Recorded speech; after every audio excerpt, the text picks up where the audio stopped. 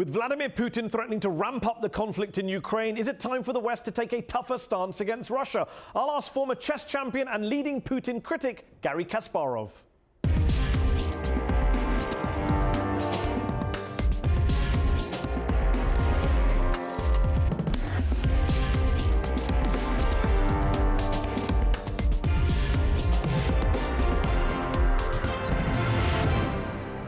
I'm Mehdi Hassan. Also on the show, the controversial new Filipino president, Rodrigo Duterte's crackdown on drugs has led to the deaths of more than 700 people at the hands of what critics say are basically death squads. I'll ask the president's spokesman, what's the future for human rights in the Philippines? But first, tensions between Russia and Ukraine escalated this week when Vladimir Putin accused Kiev of plotting terrorist attacks in Crimea. My guest today says it's time for the West to get behind Ukraine and stop appeasing what he calls the dictatorial regime of President Putin. But is that a recipe for more bloodshed? This week's headliner, former chess grandmaster, Russian exile, and leading Putin critic Garry Kasparov. Garry Kasparov, thanks for joining me on UpFront.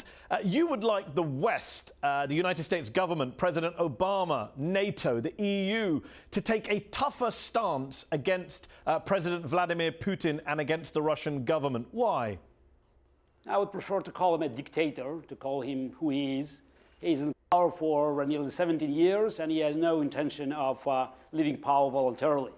And the problems Putin caused for Russia, as I predicted many times for years, they eventually became everybody's problems, since every dictator, when he runs out of enemies inside the country, he looks for enemies elsewhere, since his propaganda machine needs enemies to keep his subjects alarmed about threats that could be a justification of unlimited stay in power. Okay, but there's no actual evidence, is there, that a more aggressive or confrontational stance by the West against Russia would make Vladimir Putin less authoritarian or less dictatorial, to use your phrase, or make the average Russian or Crimean more free? There's no evidence that more aggression on the West's part would achieve that solution.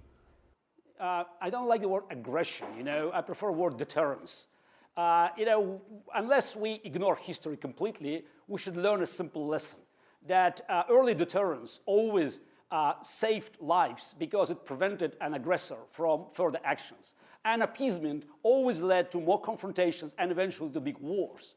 As I said, deterrence in case of Georgia in 2008, stronger action after Putin's annexation of Crimea in March 2014 could, helped Eastern Ukrainians to avoid a nightmare, and stronger actions against Putin in Ukraine and Eastern Ukraine could have helped thousands and maybe tens of thousands of lives of innocent Syrians that are being carpet bombed by Putin. But what does a deterrent look like against Russia, in your view? Would you like to see a military confrontation with Russia?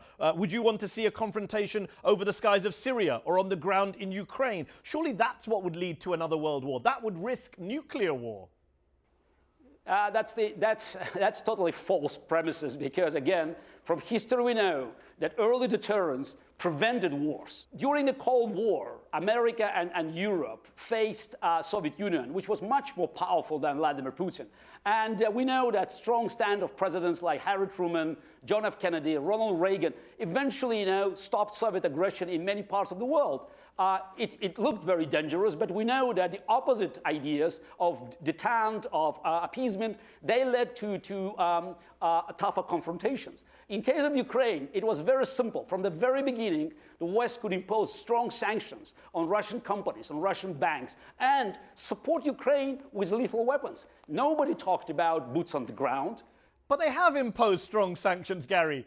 The US has imposed tough sanctions on Russia's biggest bank, on Russian defense companies. Just don't insult my intellect. Look, they did impose sanctions, but first of all, there are so many more things that they could have done by preventing Putin from moving further, because at the end of the day, dictator depends on his entourage, on his inner circle. And so far, all these people could see is a weakness on the side of the West, of the free world, and toughness and confidence on Putin's side. And also, sanctions is not just about, concrete measures that are being imposed today. It's about psychological climate. Every month, every week, every day, we are hearing noises from many European countries, even in the United States, about lifting sanctions. And as long as dictator can project, his strengths, telling his people that sanctions will be lifted maybe next month, maybe in 6 months, maybe soon, the effect of the sanctions, psychological effect, is being lost. Maybe that's because studies show that sanctions don't always work and harm ordinary people. But just on your specific point about providing lethal weapons to Ukraine, that's not going to defeat Putin either, is it? The international relations scholar John Mearsheimer says advocates of arming Ukraine fail to understand that for Russian leaders, Ukraine is one of their core strategic interests. They're not going to give ground. They will absorb huge costs. The West can't absorb the same costs because Ukraine is not a core strategic interest for the West in the way it is for Putin. That's just a reality, isn't it, Gary? Look, this is all these experts. They are insulting 45 million Ukrainians. Ukraine is not a buffer state. I heard this language in 1938, in 1939. All these predecessors of these so-called political experts, they have been saying that Czechoslovakia, Poland, Eastern Europe is not important for the security of France, Britain, and the free world. It's insulting, to make an assumption that Ukrainians, they are doomed to be part of the Russian Empire as long as Kremlin wants it. But Gary, aren't you insulting? No, I'm not insulting Aren't anybody. you insulting the intelligence of viewers who are hearing you say that Putin is this new Hitler, he's expansionist, he's threatening, he's aggressive, but if we provide some lethal weapons to the Ukrainian government, he'll run away. He's not going to run away. You're just going to escalate the conflict. It's not about running away, It's about providing people in Ukraine or in any other nation that is fighting against aggression comfort and psychological confidence that the free world is behind them. Don't forget, in 1994, and maybe your viewers, very intelligent viewers, are not aware of the fact that in 1994, under pressure from the United States and the United Kingdom, Ukraine gave up the third largest nuclear arsenal in the world to Russians, receiving guarantees of its territorial integrity. No one's questioning that point, Gary. It's a very good point you make. But what do you do about it? You are not telling us what is your military solution. Gary, what is your military solution in Ukraine? Do you believe there should be a war between NATO and Russia in Ukraine on the ground? What is your solution? The problem is eventually if Putin crosses Estonian, Latvian, Lithuanian border, which he could do, then he will be confronting NATO. And that's, again, going back to the 30s, going back to any other confrontation between the free world and dictators in the past. We know that appeasement always encouraged dictators to move further. Dictators never ask why, they always ask why not. They're not stopped before being stopped by someone else. Do you want the US government to try and topple Vladimir Putin, to try and push for his departure from power? Because even under Ronald Reagan, who you greatly admired, he worked with Mikhail Gorbachev. He signed treaties with him to end the Cold War. It was never the US policy to try and be anti the leader of the Soviet Union, as you want it to be today. You want it to be anti-dictator Putin, you say. Look, if you mention Reagan, don't forget that Gorbachev at that time was forced to negotiate because the Soviet Union was badly losing the war in Afghanistan, thanks, by the way, to the supply of lethal weapons to Afghan rebels by the US government. And negotiating is a great thing. And I'm all in favor of diplomacy. I'm not in favor of abandoning your own principles and giving up territories, countries, and nations to the aggressor. Reagan never conceded anything to communism. And by the way, Reagan faced Soviet Union. And don't tell me that Vladimir Putin today is more dangerous than Stalin's Soviet Union, Brezhnev's, or Andropov's. How clever, how strategically brilliant is Vladimir Putin in your view? A lot of Republican politicians in the US have said that Putin is playing chess while Obama is playing checkers. As a former chess grandmaster yourself, do you rate Putin as a chess player on the geopolitical stage? Is he a master strategist? No, absolutely not. I have to defend the integrity of my game.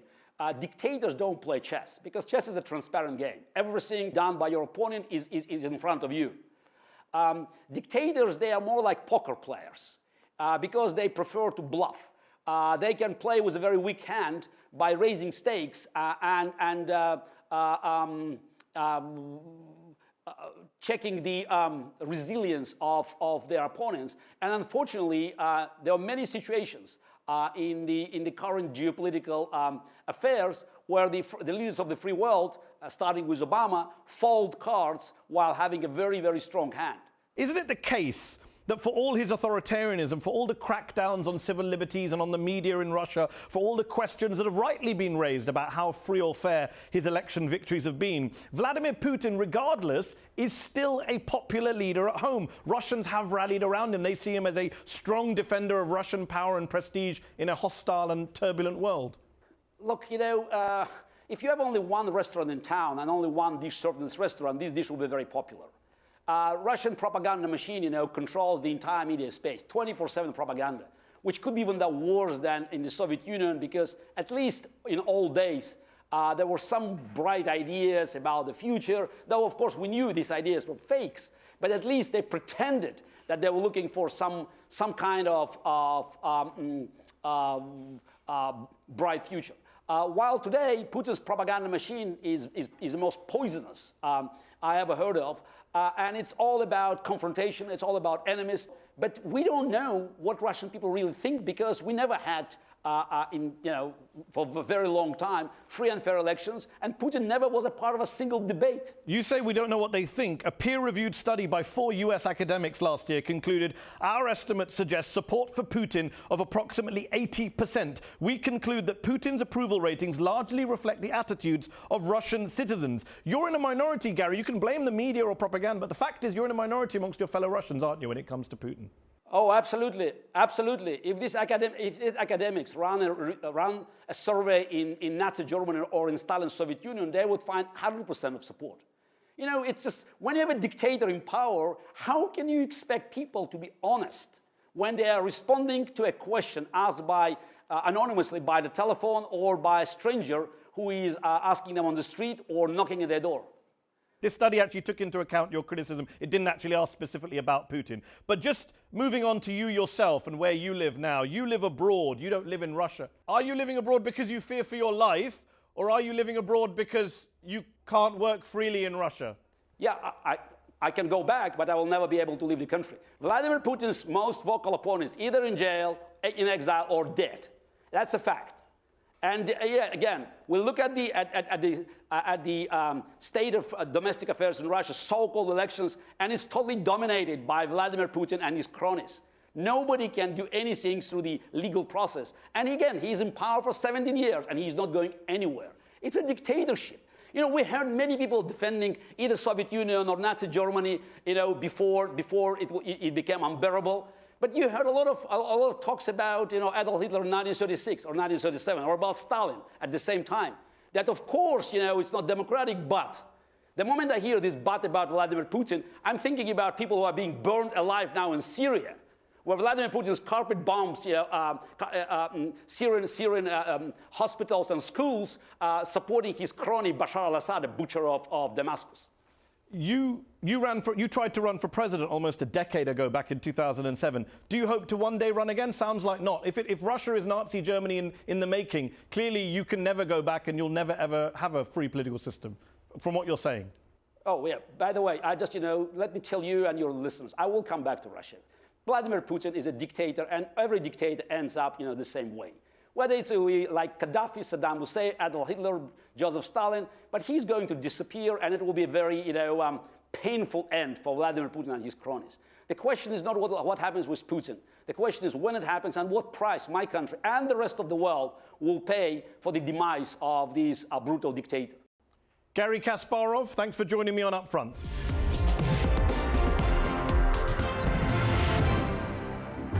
The Olympics are well underway in Rio, but they're missing one prominent face, the country's suspended president, Dilma Rousseff, who is in the middle of impeachment proceedings. Isn't it great, though, that so many of Brazil's honest, upright, righteous politicians are taking action against the allegedly corrupt and law-breaking Dilma? Well, maybe not. Acting President Michel Temer, the guy who took the top job off of Dilma, is himself actually banned from running for president for 8 years for violating campaign finance rules. Not to mention, there are also calls now for him to be impeached as well. And 3 of his ministers have had to stand down over allegations of bribery or attempts to stifle a corruption probe. With apologies to Oscar Wilde, to lose 1 minister over corruption might be a misfortune. To lose 2, careless. To lose 3 is just brazen hypocrisy. One of those 3, by the way, was the Transparency Minister. Yeah, he resigned over corruption claims. Oh, Brazilian politics, you spoil us. But surely the so-called mastermind behind Dilma's impeachment, Eduardo Cunha, he must be busy celebrating his attempt to bring Dilma to justice. Not quite. The former Speaker of the lower house of Congress was himself forced to stand down and charged with taking nearly $40 million in bribes. His counterpart in the Senate, Renan Calheiros, is also being investigated for taking bribes. Of the 65 members on a commission to impeach Dilma, 37 of them, that's more than half, face charges of corruption or other crimes. And of the 513 members of Brazil's lower house of Congress, 303 of them are either being investigated or being charged with a range of criminal offenses, from corruption to homicide to slavery. Yes, I did just say slavery. The same is true for 49 of the country's 81 senators who'll be voting on whether to impeach Dilma. Look in the mirror, folks. Look in the mirror. And this isn't about whether Dilma's innocent or guilty. I'm not saying she's squeaky clean. But when the people trying to impeach her are accused of the same stuff that she is, in some cases worse stuff, then it's clear that ridding Brazil of a corrupt leader isn't what's motivating them. So look, if the country's politicians want to go after their allegedly corrupt president, fine. But didn't Jesus once say something about he who's without sin casting the first stone? Just saying.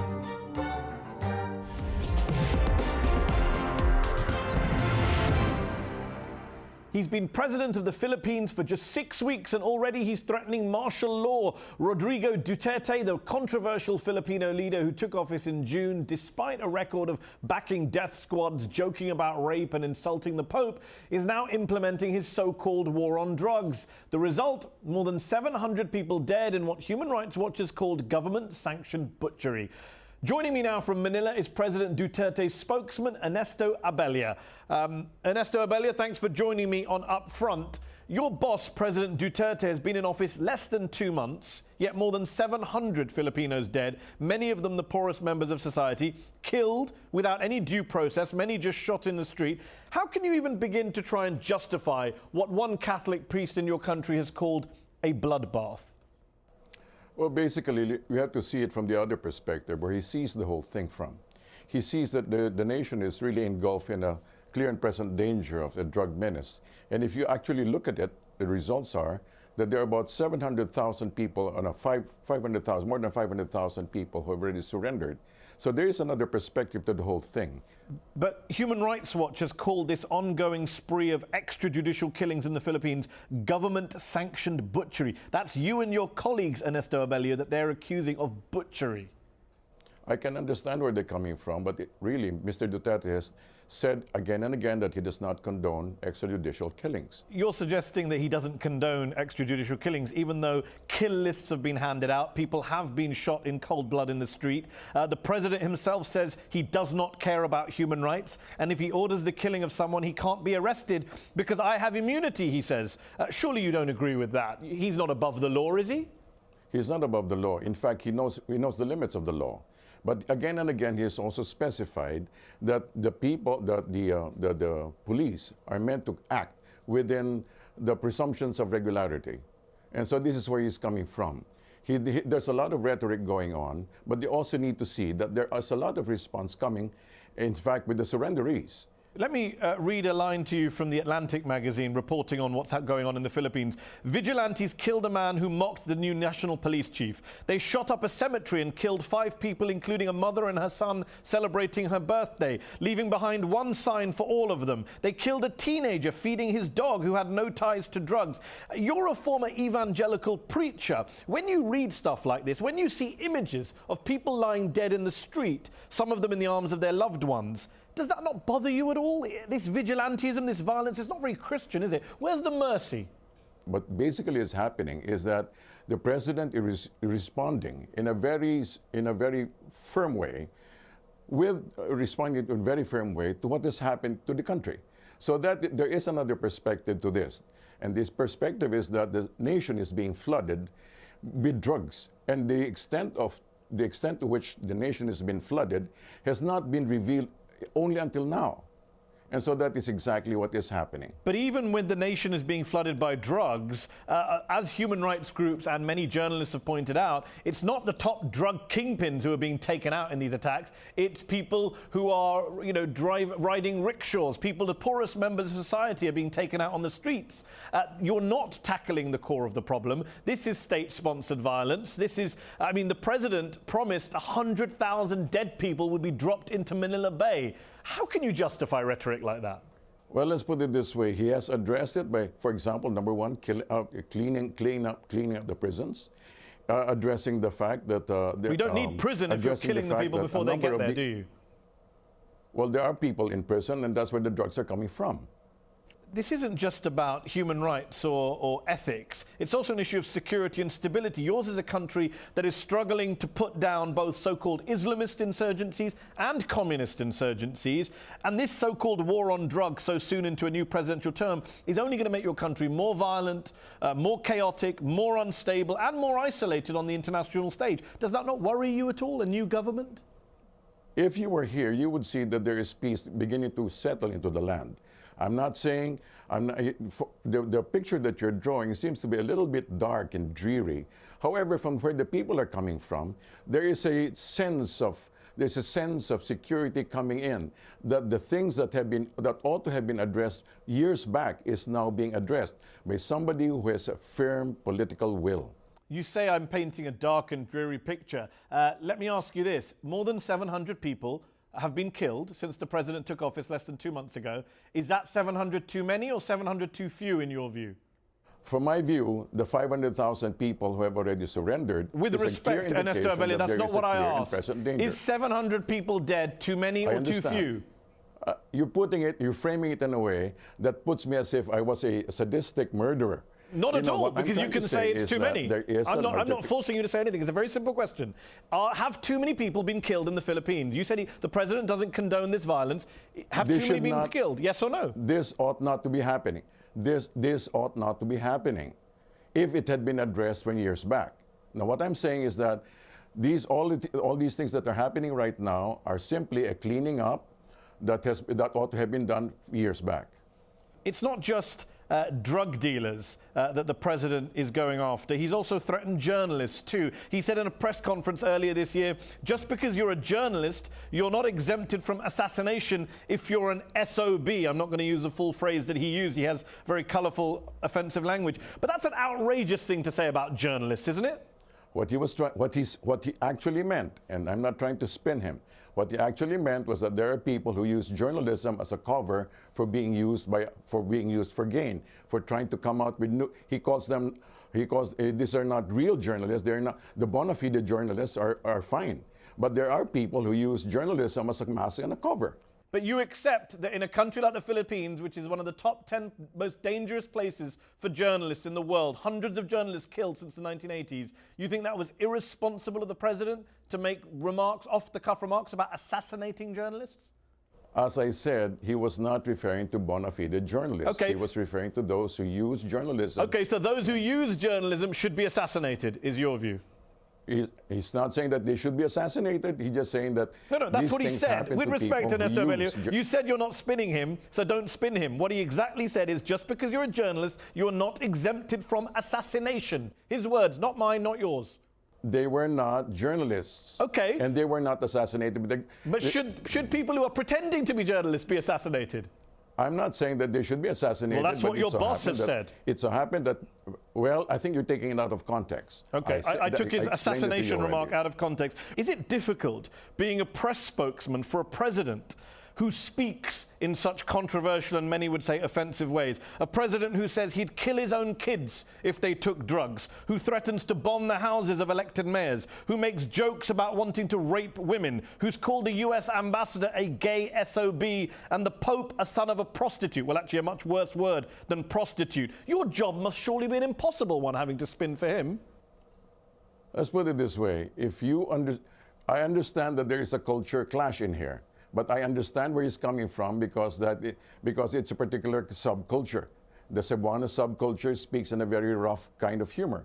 But I understand that's why my task is to be able to interpret him and act as a conduit and bring out the true intention of the president. What was the true intention when he said he wished he had raped a woman before she had been gang raped?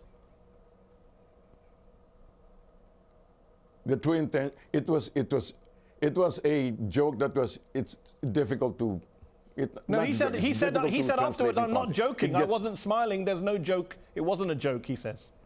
So it makes your job very hard when you're trying to defend him. I'm not trying to defend him, I'm simply trying to act as a conduit for him. It's a tricky job. Ernesto Abelio, thanks for joining me on UpFront. That's our show. The new series of UpFront will be back in September.